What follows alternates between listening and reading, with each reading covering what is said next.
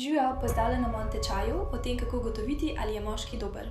Najverjetneje ni. To je bila vplivnica Gabby Gonzalez, ki je dajala nasvete o moških nekaj dni pred aretacijo zaradi zarote za umor očeta svojega otroka, pevca fantovske skupine Jacka Averyja. Njen oče in njen bivši so prav tako v težavah. Ampak kaj pa domnevni najemni morilec? Imam nove podrobnosti in razloge, zakaj je ta primer bolj zapleten, kot se zdi. Sem Anjanette Levy in to je Law and Crime. Pojdimo k bistvu.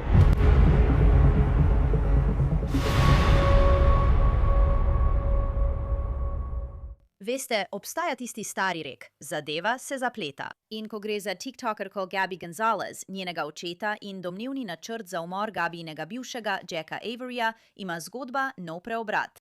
Da bo vse skupaj bolj preprosto, bom vse omenjala po njihovih imenih, ker je zdaj zaradi tega domnevnega načrta za rešetkami še ena oseba. Gabby Gonzalez je vplivnica na družbenih omrežjih, zelo je priljubljena na TikToku. Najprej bom govorila o Floridi, ker seveda sem rojena in vzgojena Floridčanka, pred 5 leti pa sem se odselila. Ampak Gabby ima veliko sledilcev tudi na Instagramu in veliko deli, tudi v tem posnetku, kjer je opravljala opravila med ovulacijo. Prosto krvavenje mi je pomagalo, da sem bolj usklajena s svojim telesom. Prvič in drugič, izdelki za menstruacijo so smešno dragi. Izdelki za menstruacijo bi morali biti enostavno dostopni za vse, ki jih potrebujejo. Očitno niso in cene se še naprej višajo. Poleg tega pa so v skoraj vsakem izdelku za menstruacijo, celo v organskih, prisotne kemikalije. Prišla sem do točke, ko sem se odločila, da v tem ne bom sodelovala. Ja, ko ima Gabby menstruacijo, uporablja samo naravne metode, brez ženskih izdelkov. To je le primer tega, kar boste našli na njenih družbenih omrežjih. Ampak vrnimo se k trenutni zadevi. Gabby ima otroka, 7-letno deklico, z bivšim članom fantovske skupine Why Don't We, Jackom Averyjem. Ampak ta zveza se ni dobro končala, vsaj po sodnih dokumentih sodeč. In vprašanje, kdo naj bi imel skrbništvo nad deklico, je bilo glavno jabolko spora že od leta 2020. Preiskovalci trdijo, da je bil Gabbyjin oče, Francisco Javier Gonzalez, vpleten v ta spor. Ukvarja se predvsem s primeri osebnih poškodb. Zdaj so Gabby, njen oče Francisco in Gabbyjin bivši fant Kai Cordray obtoženi, da so v letih 2020, 2021 in 2022 skupaj zarotovali, da bi najeli plačanega morilca, da ubije Jacka Averyja. Da bi imela Gabby svojo hčer popolnoma zase. Francisco je zamenjal svoja po meri izdelana oblačila za rumeni zaporniški kombinezon. Tožilci iz okrožja Los Angeles trdijo, da je bil Francisco tisti, ki je zagotovil denar. Preiskovalci pravijo, da je imel Francisco zasebnega detektiva, ki je sledil Jacku Averyju, da bi našel obremenilne informacije, ki bi jih lahko uporabili proti njemu v sporu za skrbništvo. In poslušajte to. Tožilstvo trdi, da obstaja družinska skupinska klepetalnica Gonzalezovih, kjer je Francisco razpravljal o Jacku Averyju. Detektiv tožilstva je to zapisal v izjavi pod prisego. V enem izmed pogovorov 22. marca 2021 je Francisco napisal: "Pokliči Barko, nikoli ni prezgodaj." Preiskovalci so to šteli za pomembno, ker so kasnejši dokazi pokazali, da sta Gabriela Gonzalez in Kai Cordray poskušala prepričati Dustina Barko, naj grozi Averyju. Dustin Barka je MMA borec. V tem primeru ni obtožen. Želim biti zelo jasna glede tega. Toda preiskovalci pravijo, da se je načrt kasneje spremenil iz iskanja obremenilnih informacij o Jacku in njegovega ustrahovanja v nekaj veliko bolj zloveščega. V umor. Preiskovalci pravijo, da je Francisco aprila 2021 poslal $10,000 Gabbyjinemu takratnemu fantu, Kaju Cordrayu, da bi lahko šel na temni splet in najel morilca. Po navedbah tožilstva je bil denar prikrit kot plačilo za storitve spletnega razvoja. Tožilstvo trdi, da je Cordray nameraval ta denar uporabiti za plačilo morilca v bitcoinih. Preiskovalci pravijo, da je Francisco junija 2021 poslal še eno plačilo v višini $4,000 Kaju. 5. junija 2021 je Cordray poslal Franciscu Gonzalezu račun v višini $4,000, $4,000 prek svojega podjetja Site Whisperer. Francisco pa je ta znesek kasneje tudi plačal. Obremenitev se je pojavila v Francisovih bančnih izpiskih, ki so jih pridobili s sodnim pozivom.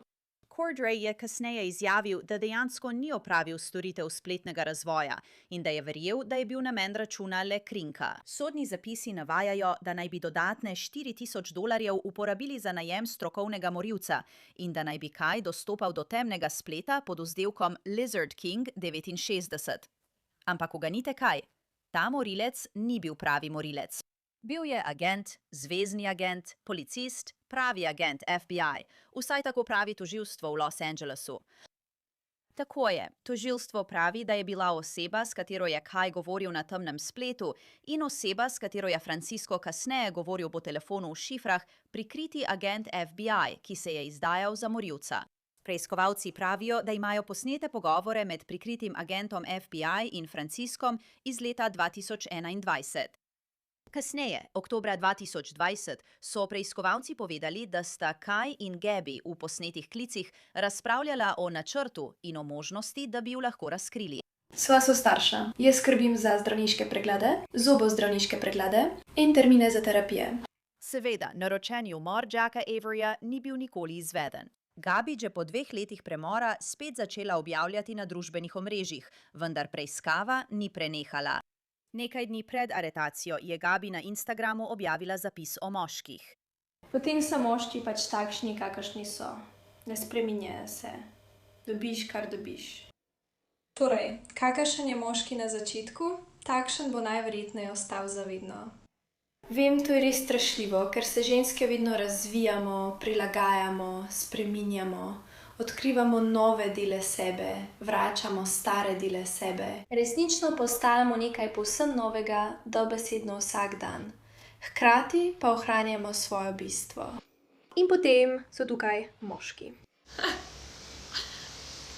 Oni se ne spreminjajo, draga, ne spreminjajo se. V začetku tega tedna je bila Gabby Gonzalez aretirana in obtožena poskusa umora, naročila umora in zarote. Njen oče, Francisco, in njen bivši, Kai Cordray, sta bila prav tako obtožena. Preiskovalci pravijo, da jim je Gabbyin bivši mož, Cody Claiborne, dejansko povedal, da je Francisco trdil, da bi bilo ceneje, če bi bil Jack Avery mrtev. Druga priča je preiskovalcem povedala, da je Gabby večkrat rekla, da želi, da bi bil Jack mrtev in da so razpravljali o načrtu, da bi za umor plačali z bitcoinom. Preiskovalci pravijo, da jim je priča povedala, da je Gabby želela, da bi izgledalo, kot da je Jack umrl v prometni nesreči. Kaj pa Jack Avery? No, on je bil seznanjen z zaroto. Zvezni agenti so mu povedali. Jack je objavil na Instagramu, pred nekaj dnevi so bili 3 posamezniki aretirani v povezavi z domnevno zaroto, da bi me ubili. Ena od teh oseb je mati moje hčerke. Lida smo bili moja družina in jaz pod hudim drobnogledom javnosti, lažne obtožbe in zelo boleče napade na naš značaj in ugled. V tem času sem se odločila ostati tiho, iz spoštovanja do pravnega postopka in, kar je najpomembneje, do svoje hčerke. Trenutno se osredotočam na to, da sem najboljši oče, kar sem lahko. Hvaležna sem, da imam izključno skrbništvo nad svojo hčerko, ki je varna, zdrava in zelo ljubljena. Veselim se, da bom še naprej gradila mirno in stabilno življenje zanjo. Prav tako želim izraziti iskreno hvaležnost svoji družini, prijateljem, organom pregona in okrožnemu tožilstvu okrožja Los Angeles za njihovo podporo skozi ves ta proces. In na koncu, vsem, ki ste me podpirali in se vzdržali presojanja, medtem ko se je resnica razkrivala, hvala. Vedno iščite resnico. A o tem je treba še govoriti in sledi še več razkriti. Torej, poglejmo to nekoliko podrobneje. K pogovoru vabim Setha Zuckermana, je odvetnik za kazensko obrambo, nekdanji tožilec iz New Yorka pri Zuckerman Legal Group. Seth, najlepša hvala, da ste prišli govoriti o tem. Ta primer je nor. Ta primer je divji. Ima veliko različnih sočnih obtožb, škandalozno naravo, ona je vplivnica, on pa pevec fantovske skupine. Ja, tukaj je res veliko sočnih obtožb. Veliko sočnih obtožb. Gre za družinsko zadevo. Ampak resnično, eno mojih velikih vprašanj tukaj je, da če pogledaš dokumente, vse to sega nazaj v leto 2020, 2021, nekaj stvari pa tudi v leto 2022. Obtoženi so, da so šli na temni splet in najeli morilca. Po besedah zveznih oblasti in urada okrožnega tožilca je Franciscojev oče tisti, ki skrbi za denar. Veš, Gabby je v to vpletena. Zakaj za vraga je tako dolgo trajalo, da so vložili obtožnico? Zdaj smo že v letu 2026. Zakaj misliš, da če so zvezne oblasti leta 2022 opravljale preiskave elektronskih naprav in očitno imajo vse te dokaze s temnega spleta in posnetke, kaj se je dogajalo od takrat naprej? Najprej hvala, da ste me povabili. Mislim, da po mojih informacijah zvezne oblasti niso menile, da ima dovolj dokazov, da bi aretirali Gabi in njenega očeta ter začeli zvezni pregon proti njima. Mislim, da so, kolikor razumem, zvezne oblasti po končani preiskavi leta 2022 predale svoje dokaze šerifovemu uradu okrožja Los Angeles. In takrat so začeli znova zasliševati priče in začeli svojo lastno preiskavo v okrožju Los Angeles, namesto da bi to postal zvezni primer. Zdaj je seveda očitno, da je od takrat, od leta 2022 do 2026 minilo precej časa. Ampak po mojih informacijah zvezne oblasti niso menile, da je dovolj dokazov, da bi njo in njenega očeta obtožili na zvezni ravni. In da so primer predali šerifovemu uradu okrožja LA, ki ga je nato predal državnemu tožilstvu okrožja LA. Leta 2022 je imela Gabi moža, novega moža, Codyja Clayborna. In veš, izdali so naloge za preiskavo. Zvezni agenti so opravili preiskave elektronskih naprav v domu, ki sta ga delila Gabi in Cody. In veš, bil je zaskrbljen, skrbel ga je. In sama pri sebi sem si mislila, da so v tem nekateri izjave, ki jih pripisujejo njemu. V obtožnici sem si mislila, ali so poskušali prepričati nekatere priče, da bi sodelovale in tako okrepile dokaze, ki so jih že imeli. V obliki teh sporočil, komunikacij na temnem spletu, plačil sem, ter tja veš, plačil človeku, ki se je domnevno izdajal za plačanega morilca. Takšnih stvari. Misliš, da je bil to pomemben del tega? Vse je mogoče. Očitno Cody Clayborn sodeluje. Po izjavi pod prisego je podal nekaj zelo obremenjujočih izjav. On je zelo pomembna priča. Policiji pove, da sta bila ona in njen oče obsedena s tem, da bi dobila skrbništvo nad njuno hčerko. Oprosti, nad njeno hčerko. In da sta bila. Da je bil on globoko vpleten, da je bil oče globoko vpleten in da Clayborn je opisal družino kot obsedeno s pridobitvijo skrbništva in izključitvijo Jacka Averyja iz življenja hčerke. In da je oče rekel nekaj v smislu, da bi bilo ceneje, če bi bil Avery mrtev. To so pomembne izjave. Zdaj seveda kot kazenski odvetnik je prva stvar, ki mi pride na misel, no, to so besede in ne dejanja, kaj ne? In to je obramba, kaj ne? Veste, v burnih sporih glede skrbništva ljudje ves čas rečejo, veste, želim si, da bi bil moj zakonec mrtev, ali pa, da bi mi bilo bolje, če bi bil moj zakonec mrtev, ali poškodovan, ali kaj podobnega, ali če bi jim vzel otroke. Ampak to ni dovolj. Potrebno je, da pride do nekih konkretnih dejanj za uresničitev teh groženj, da bi to postalo kaznivo dejanje. Torej, veste, kot odvetnik obrambe bi poudaril, v redu, to so besede, ampak katera dejanja lahko povežejo z Gabi? Katera dejanja lahko povežejo z očetom? Katera dejanja lahko povežejo s Kajem Cordrem, kaj ne? Ker potrebujete konkretna dejanja, ne samo besede, kot so želim si, da bi bil mrtev, ali bilo bi nam bolje, če bi bil mrtev. Bi bilo konkretno dejanje tukaj obtožba, da Francisco González pošilja 10.000 temu Kaju Cordreju, bivšemu fantu Gabi, da bi prek neke vrste lažnega računa najel najemnega morilca na temnem spletu in potem pošiljanje dodatnih 4.000, domnevno za strokovnjaka res dobrega najemnega morilca, veš, ves čas pa v dokumentih pišejo, da gre za agenta FBI. Ja, absolutno. Mislim, v obtožbi je navedenih 34 konkretnih dejanj v podporo zaroti. Potrebuješ samo eno, kaj ne? Tako da je to zagotovo plačilo prikritemu policistu v podporo, zagotovo pa tudi plačila njenega očeta Kaju Cordreju in Cordrejeva plačila v kriptovaluto. To so zagotovo dejanja v korist domnevnega morilca, v podporo zaroti. To nas popelje onkraj zgolj izjav in groženj do odkritih dejanj v podporo zaroti za storitev umora. Jack Avery je lani, leta 2025, v enem izmed podcastov podal nekaj komentarjev. Rekel je približno takole. Ja, zvezni agenti so potrkali na moja vrata in mi povedali, da me nekdo želi ubiti. Tega si sploh ne morem predstavljati. In kaj se potem zgodi, misliš? Veš, bila si nekdanja tožilka. Če ti kot nekdanji tožilki pridejo organi pregona in rečejo, hej, mislimo, da so ljudje, ki poskušajo ubiti tega človeka, Jacka Averyja. Mislim, ali zagotovite zaščito ali samo obvestite osebo, da lahko sama poskrbi za svojo zaščito.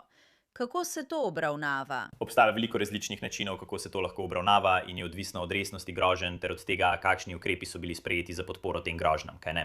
Tako je Jack Avery to povedal v podcastu leta 2025. Očitno so ga organi pregona kontaktirali v obdobju 2021 ali 2022, ko se je vse to dogajalo. Torej je zato vedel že nekaj let. In rekel je, da se je držal v ozadju. Več mesecev ni zapustil hiše, ostal je pri svoji hčerki, ker ga je bilo strah. Organi pregona lahko zagotovijo varnost, če je to potrebno. Očitno je posameznik s finančnimi sredstvi, zato bi si lahko takrat najel tudi svojo zasebno varnost. Ni mi jasno, ali so organi pregona storili kaj, da bi mu zagotovili varnost, ali pa so ga le še naprej nadzorovali, ker so preiskovali in so vedeli za domnevne grožnje, ter so nadzorovali družino Gonzales, da bi videli, ali bodo sprejeli še kakšne nadaljnje ukrepe. Jasno je, da je bil plačani morilec, ki so ga najemali, prikriti agent organov pregona. Torej, če je bila to edina oseba, ki so jo najemali, nikoli ni bilo možnosti, da bi to grožnje uresničil ta prikriti agent organov pregona. Brez dvoma, brez dvoma. Ampak na neki točki morata Gabi in oče, Francisco ter Kai, mislim, da morajo priti do spoznanja, še posebej, ko pridajo zvezni agenti, veš, pojavijo se in rečejo, dajte mi svoje elektronske naprave, imamo nalog. Morajo se zavedati, veš, igre je konec. Kot da so nas ujeli, če so res, veš, dejansko krivi za to. In kaj potem? Mislim, samo družila se je, tako izgleda. Mislim, da je vzela 2 leti premora od TikToka, vsaj tako kaže v enem od njenih videov. Potem se je vrnila in je povsod na Instagramu, snema videe, počne to in ono, ter govori, kako je dobra mama. In veš, ona in njen bivši vzgajata skupaj, ampak vse naredi ona. Mislim, nikoli ni bila sramežljiva glede tega, da se izpostavlja. Ja, mislim, glej, zvezne preiskave trajajo leta. Večina strank, ki izvejo, da je bila opravljena hišna preiskava za elektronske naprave, se običajno umaknejo in ostanejo v ozadju, dokler preiskava poteka. Ampak nikoli ne veš, ali bo preiskava kar izginila, bo preiskava privedla do obtožb. Tukaj govorimo o obtožbah 4 do 5 let kasneje, torej je očitno vzela nekaj časa premora. Dedela je, da je pod preiskavo in potem se ni nič zgodilo. Seveda je še vedno morala zaslužiti za preživetje, v tem primeru mora seveda plačati tudi svoje odvetnike za kazensko obrambo. Tako je začela nadaljevati s svojim življenjem, seveda ni govorila o primeru in preiskavi, ter je poskušala zaslužiti, da bi lahko živela naprej. Ne, da bi vedela, ali preiskava še vedno poteka. Prepričan sem, da so bili njeni odvetniki v določenem trenutku v stiku s preiskovalci organov pregona, da bi ugotovili, kje je preiskava in v kateri fazi se nahaja. A očitno je ugotovila, da mora nadaljevati z življenjem in še naprej delovati kot vplivnica na TikToku ter drugih družbenih omrežjih. Oče, Francisco, je odvetnik, ukvarja se predvsem s primeri osebnih poškodb na območju Orlanda, mislim, da v okrožju Seminole. Veš, to je noro, ker je on dejansko odvetnik. Zdaj je v zaporu in se sooča s temi obtožbami. Mislim, vem, da so skrbništveni postopki lahko zelo napeti. Skrbništvo je lahko zelo napeto. Videli smo to že v drugih primerih. Eden, ki mi pade na pamet, je primer Adelson iz Floride, pa tudi umori v okrožju Pike iz Ohaja. Predvidevam, da bo trditev, da so ta čustva enostavno prevladala in preglasila vsak razum. Ja, med bitkami za skrbništvo postane vse tako čustveno in napeto, da ljudje naredijo stvari, ki jih sicer ne bi. Jasno je, da ima svojo hčer rad in je bil pripravljen narediti vse zanjo, da bi ji pomagal pri sporu za skrbništvo z Jackom Averyjem. Po navedbah naj bi financiral Kaya Cordrija pri iskanju tega najemnega morilca. To ljudje počnejo za svoje ljubljene, ko so v sporu za skrbništvo. Torej je jasno, da dejstvo, da je odvetnik, ne preprečuje, da bi počel stvari, ki bi jih počel kdorkoli drug, ko postane boj za skrbništvo tako intenziven in čustven, da ljudje počnejo nerazumne stvari. Jack Avery se je zdaj končno oglasil o tem, ni pa povedal prav veliko.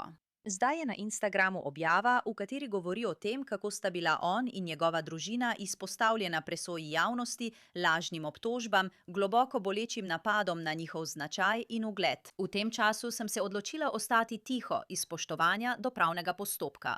In kar je najpomembneje, za mojo hčerko ima zdaj izključno skrbništvo. Po aretaciji in vsem je šel in pridobil izključno skrbništvo nad svojo hčerko. Torej, to je moški, ki s tem živi že leta, pravi. In zdi se, kot da pravi, da so ga Gabi in njena družina precej očrnili. In to ni bilo res. No, prepričan sem, da so bile med sporom za skrbništvo izrečene stvari, ki, veš, niso vedno resnične, kaj ne?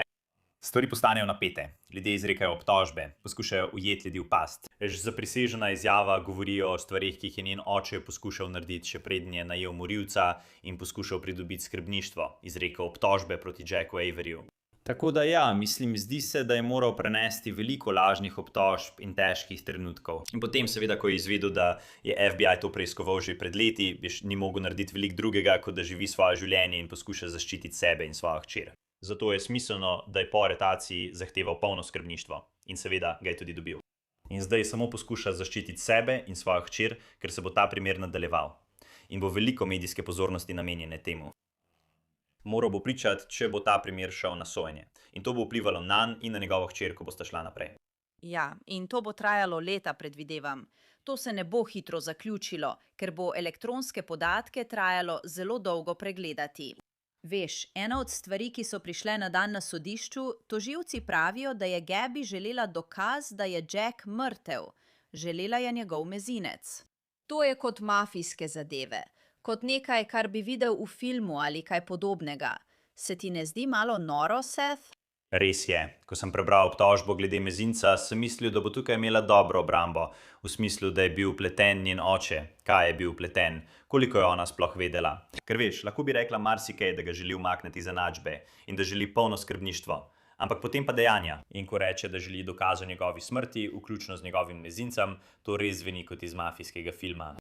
In to tudi pokaže, da ve, kaj se tukaj dogaja, kaj ne. Težje je reči, da ni vedela, kaj sta njen oče in kaj je počela, ko pa ima pošilja sporočila, da želi njegov mezinec kot dokaz smrti. Veš, ona ima informacije in to je še eno konkretno dejanje, ki bo obtoženo kot del zarote. Seveda so nedolžni, dokler jim ne dokažejo krivde. Spremljali bomo dogajanje. Najlepša hvala, Seth Zuckerman. Cenim to. Hvala, da ste me povabili. Gabby Gonzalez je s pomočjo poroka plačala varščino v višini $2 milijonov. Mora biti pod GPS nadzorom in lahko potuje na Havaje, kjer živi, ter tudi na Florido. Ne sme imeti nobenega stika z Jackom Averyjem ali njuno hčerko in mora ostati vsaj 90 metrov stran od njiju. Kai Cordray je bil v četrtek sprejet v okrožni zapor v Los Angelesu. Njegova varščina je bila določena na $20 milijonov in spremljali bomo ta primer za vas.